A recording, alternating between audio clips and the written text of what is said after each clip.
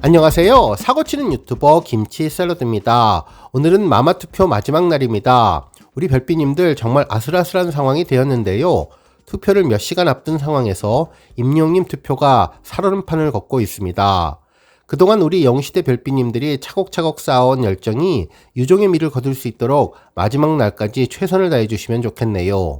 하루 전만 하더라도 임영님은 5위에 랭크되었는데 이제 18시간 남겨둔 현재 시각 6시 10위에 랭크되어 있는 상황입니다. 임영님은 3.94%로 9위인 제로베이스1과 0.04% 차이를 보여주고 있고 8위인 엑스와는 3.98%를 보여주고 있는데요.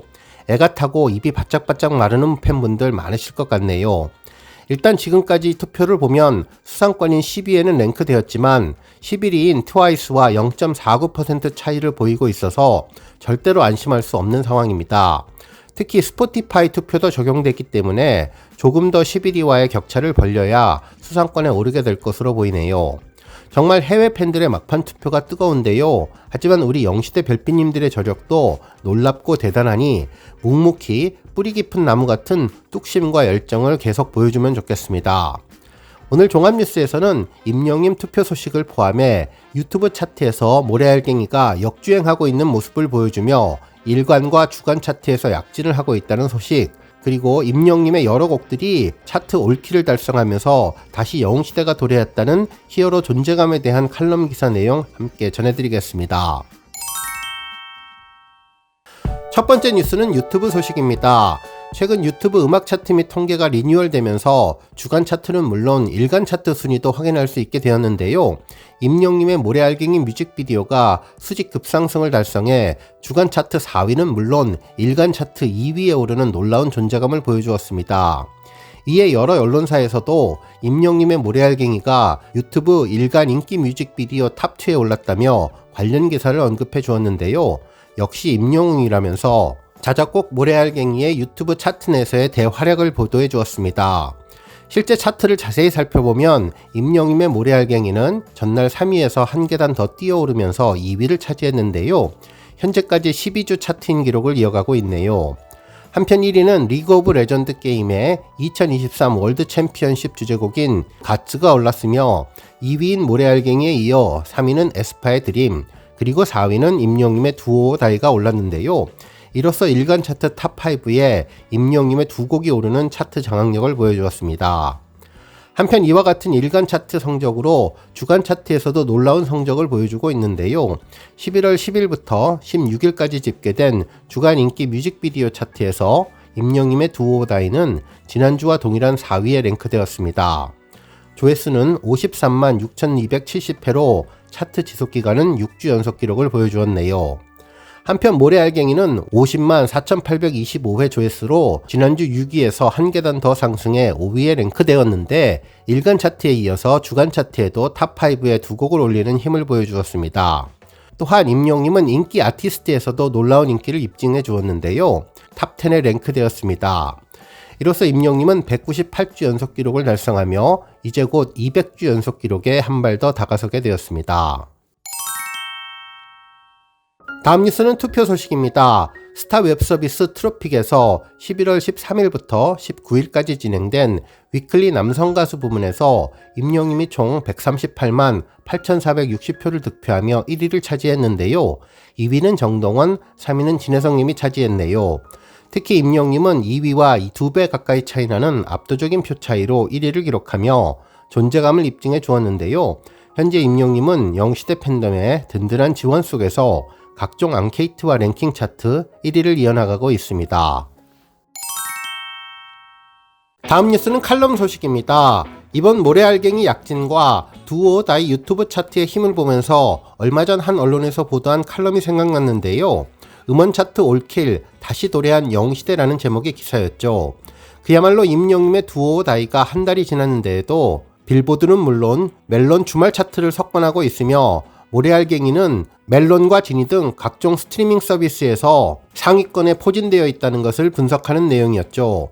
특히 이번 주 주말은 1위부터 13위까지 모든 차트를 싹쓸이하는 힘을 제대로 보여주었는데요. 임영님의 이와 같은 차트 장악력은 어디에서 비롯됐는지 분석하는 내용이었습니다.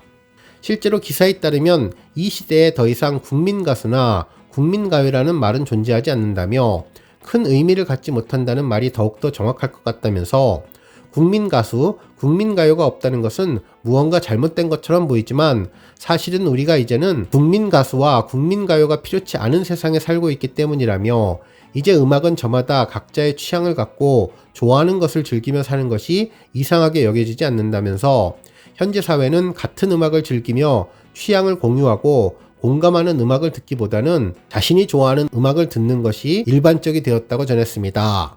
그러면서 이제 대중음악 시장은 그 어느 때보다도 개성을 중요 포인트로 성장하고 있다며 세계적으로는 K-팝이 엄청나게 발전하고 있는데 이제 공연 시대가 다시 돌아온 만큼 당분간 한국 대중음악은 그 성장세를 멈추지 않을 것이라고 전했습니다. 하지만 국민가수, 국민가요가 없다는 점은 일만의 아쉬움으로 남는다며 조금 더 폭넓은 대중에게 어필할 수 있는 다양한 세대를 아우르는 국민가수의 등장을 목격하는 것이 이제 불가능일까 고민을 하고 있는데 이와 같은 이유로 몇 년째 임영웅이라는 아티스트를 주목하고 있다며 이는 개인적인 취향을 떠난 평론가로서의 관찰자적인 관심이며 임영웅 현상의 확장은 과연 어디까지 가능할지 질문을 스스로 하고 있다고 전했네요. 그러면서 임영웅님은 분명 트롯 예능이 낳은 가수임에는 틀림없지만 굳이 트로트라는 장르의 이름 대신 별칭을 쓴 것은 임영웅이라는 스타 탄생의 무대가 TV 트롯 예능이었을 뿐 그의 본질은 트로트 장르가 아니기 때문이라고 전했습니다. 물론 임영웅님은 그 누구 못지않게 트로트 장르를 완벽하게 소화하며 그것은 이미 예능을 통해서 그리고 임영웅님의 첫 솔로 앨범 속 사랑역이나 보금자리 같은 맛깔스러운 트로트 넘버들로 충분히 입증된 바 있다면서 임영웅님이 전문 트로트 가수로 나서고자 마음만 먹는다면 그 파괴력은 적어도 상업적인 면에서 역대 그 어떤 트로트 레전드들 못지않을 것이라고 분석했습니다. 하지만 임영웅님은 그 뻔한 길을 가지 않았다며 그것은 임영웅님이 트로트라는 장르에 무관심하거나 존중이 부족하기 때문이 아니라 애초에 정체성이 특정 장르의 아티스트에 있지 않기 때문일 것이라며 사랑은 늘 도망가부터 시작해 다시 만날 수 있을까를 지나 모래알갱이까지 임영웅님을 대표하는 히트곡 중에는 오히려 서정적인 성인 취향의 발라드 곡이 더 많았다고 전했고 그 중에서 단연 앞권은 솔로 앨범 타이틀곡인 다시 만날 수 있을까인데 고급스럽고 우아한 편곡을 내세운 임영웅님으로서는 가장 큰 도전이었던 곡이라며 이 곡을 통해서 임영웅님은 굴레처럼 씌워진 트롯 예능 출신의 스타라는 이미지도 많이 희석됐다고 설명해 주었습니다. 한편 장르에 국한되지 않는 전방위적인 행보는 모래알갱이와 런던보이로도 이어졌다며 이 곡들에서 아예 그간 작업하지 않았던 K-팝 전문 작곡팀들과 협업을 통해 락 스타일의 음악을 선보이는 동시에 송라이터로서의 역량을 입증했는데 이쯤 되면 여타 K-팝 싱어송라이터들과 유사한 행보일 수는 있지만 그 나름의 차별성은 분명히 있다면서 이는 임영웅님이 다른 트렌디한 K-팝 아티스트들보다 훨씬 많은 성인 취향의 성숙미를 음악에서 갖고 있다는 점이라며 이것은 그가 발표한 곡들의 사운드에서도 정확히 나타난다고 전했네요.